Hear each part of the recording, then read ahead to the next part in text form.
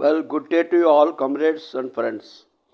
This is Global Weekly News, serial number 37. I'm a bit late this week because I was hospitalized for 2 days due to low sugar. So, therefore, let us go to see the program. Global Weekly News, serial number 37. First item today is education loans in USA. 4.35 crore people have availed education loan from US federal government, a loan of 1.75 lakh crore dollars. In rupee terms, it amounts to rupees 143.5 lakh crores. So much of education loan in USA. US far-right reactionary Supreme Court desires this debt burden on the shoulders of millions of workers. From 13th March 2020, due to COVID-19 or Corona, US government stopped collecting back education loans. For the last 3 years, poor people of USA are in a dilemma as to when they will be forced back to pay loan repayment. 4 out of 10 indebted persons are not able to pay back the loans. On 24th August 2022, Joe Biden withdrew the loans to the tune of $20,000 to the most downtrodden people. But before anyone gets benefited, right politicians stopped this withdrawal. This is the action of the rightist forces in USA. A case is pending in US Supreme Court in this regard. And you know the character of US Supreme Court. Supreme Court delivered negative judgments in abortion rights case and defense of environment case, etc. Sanctions on Venezuela, the second item today we are going to see. When Obama was US President in 2015, he described that an extraordinary threat to US national security prevailed due to Venezuela. Obama imposed sanctions on Venezuela through 13692 executive order. Donald Trump, when he became the president, he renewed the sanctions in 2017 and 2019. Now Joe Biden also had imposed cruel sanctions on Venezuela, though his electoral promises were contrary. Due to these sanctions, Venezuelan left government faces food insecurity, spread of diseases, and many hurdles in carrying out medical treatment. US boasts about the greatest champion of democracy, but US has put unilateral authoritarian economic sanctions on Venezuela. Third, we are going to see the rail accident in Greece. Last week we saw the rail accident in USA.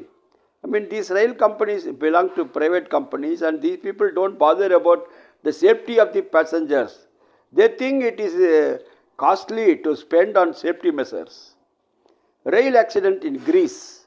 On 28th night February, goods train and passenger train crashed directly on the main line Athens Thessaloniki near Athens.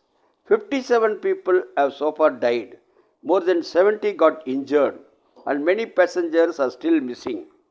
Both the trains belong to a private rail company, Hellenic Railways Organization.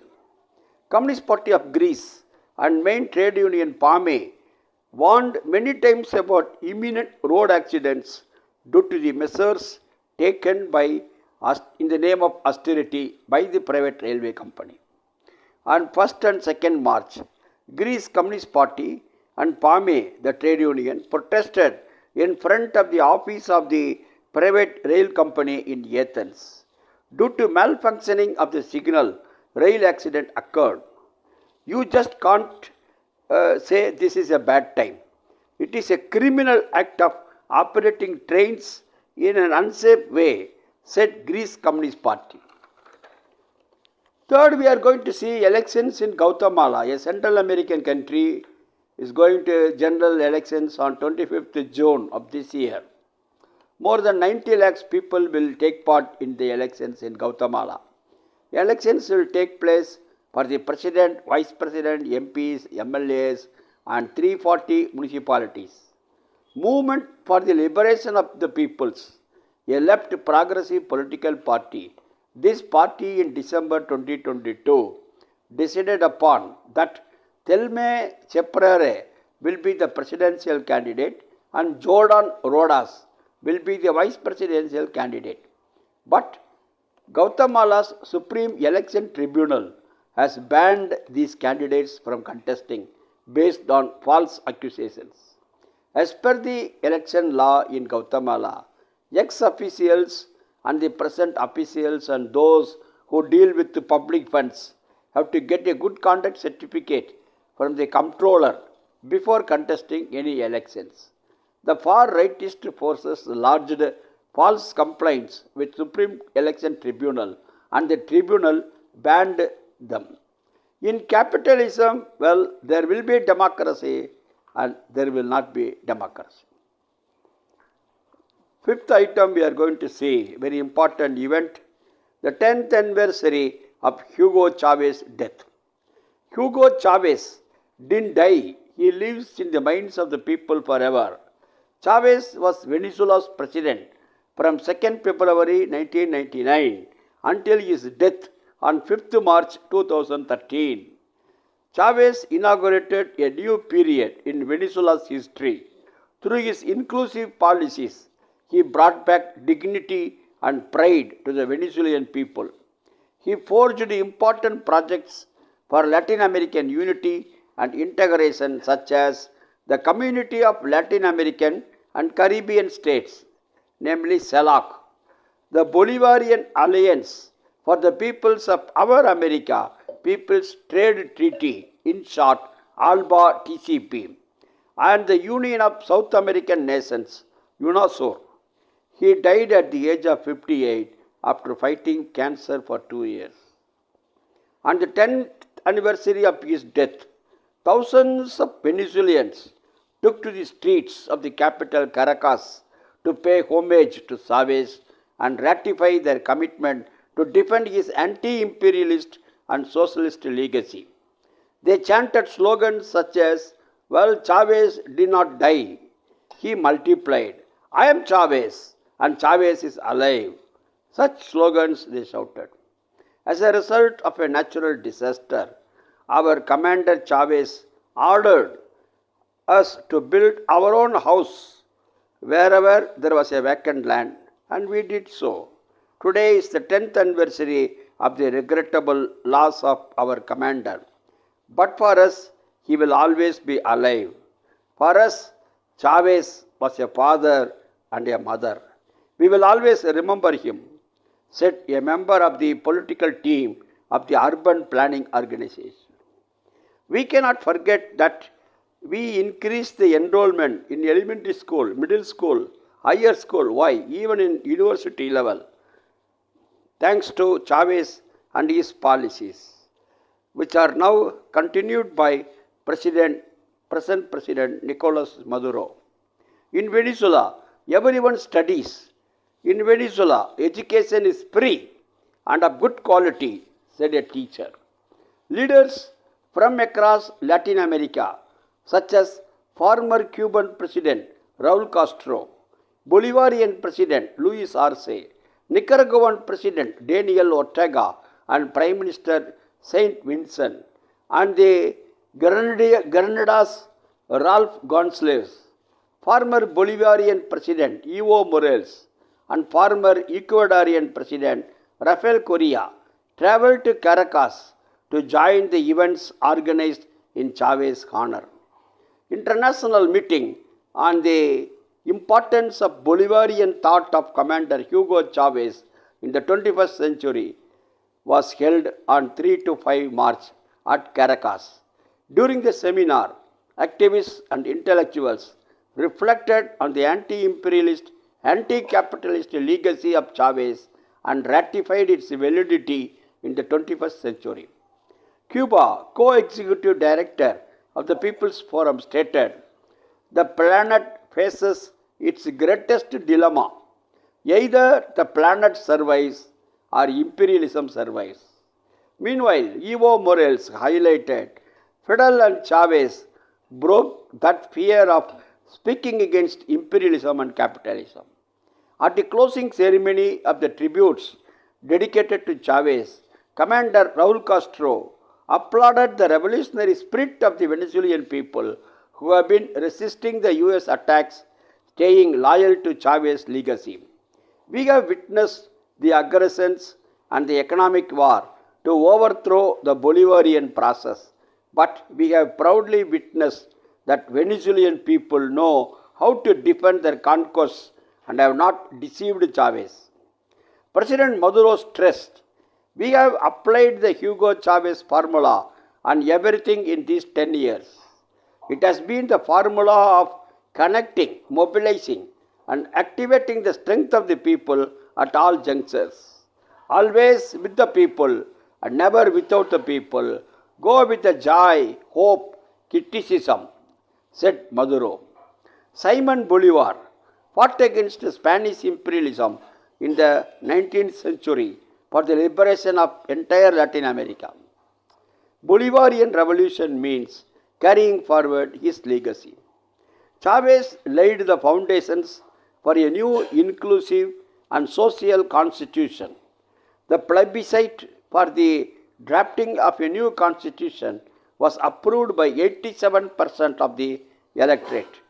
It renamed the country as the Bolivarian Republic of Venezuela. Chavez introduced several policies based on the population's access to food and housing, free health and education, promotion of employment opportunities, and extension of social security.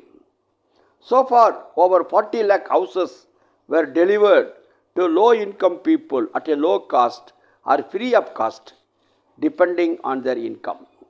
The Venezuelan people have been defending Chavez's Bolivarian revolution, braving the impacts of cruel commercial, economic, and financial sanctions imposed by the United States of America.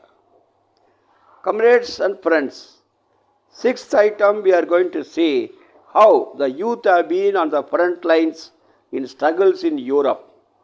Leftist youth groups raised the flag of resistance, resilience, and solidarity across crisis-ridden Europe. Europe has been experiencing a prolonged spell of crisis triggered by the COVID-19 pandemic and exacerbated by the ongoing wars, austerity, social policies, and ruthless profiteering by business corporations. Several countries across Europe are witnessing double-digit inflation rates, energy shortages, widespread social unrest, and deepening inequality. Far-right groups have been exploiting the popular outrage against the policies of neoliberal governments in the region by escalating hate-mongering against refugees and minorities. Why Europeans have problems? Due to the refugees and minorities, such as the hate speeches delivered by the far-rightist forces in Europe. Workers are calling for a hike in wages and pensions at par with the soaring inflation rate, an immediate end to ongoing wars like Ukraine war, the abolition of VAT value-added tax on energy and essential food items, and added taxes on multinational corporations indulging in crony profiteering even amid the crisis. On 21st February, the Communist Youth of Greece organized parallel mobilizations in the cities of Athens and Thessaloniki to protest the two-day visit of Antony Blinken, the US Secretary of State, to Greece from February 20 to 21. Antony Blinken visited Greece to launch the fourth Greece-US strategic dialogue. The protesters marched to the US Embassy in Athens and also to US Consulate Office in Thessaloniki. A massive anti-fascist rally took place in the Italian city of Florence and seventh evening, at which student youth groups protested the attacks on students by a group of fascists. On 16th February, the Communist Youth of Austria and other radical working class groups in Austria protested against an elitist annual cultural event attended exclusively by affluent people, including business people and politicians. While 90% of the Austrian population suffer from inflation, the elitist people, the very rich people, are celebrating by spending a huge sum the annual cultural event. In France, left-wing youth groups like the Young Communist Movement of France and the rebellious youth are mobilizing in the working class protests over pension reforms of increasing retirement age from 62 to 64 years. In Greece, in response to a call by Communist trade union PAME, hundreds of young Greeks donated blood on 13th February to be sent to people of Turkey and Syria injured in the deadly earthquake. Various left-wing youth groups across Europe had given calls to provide relief and support to the victims of the earthquake and demanded the lifting of all sanctions imposed on Syria. Young communists in Jordan and volunteers from Lebanese Democratic Youth Union are also organizing drives to collect relief material to be sent to Syria and Turkey. The last item we are going to see today is on Bangladesh. On 5th March, in Bazar refugee camp in Bangladesh, 2,000 houses were gutted in fire. 12,000 Rohingya Muslims lost their houses. In January 2022 as well, similarly, 1,200 temporary shelters got fire.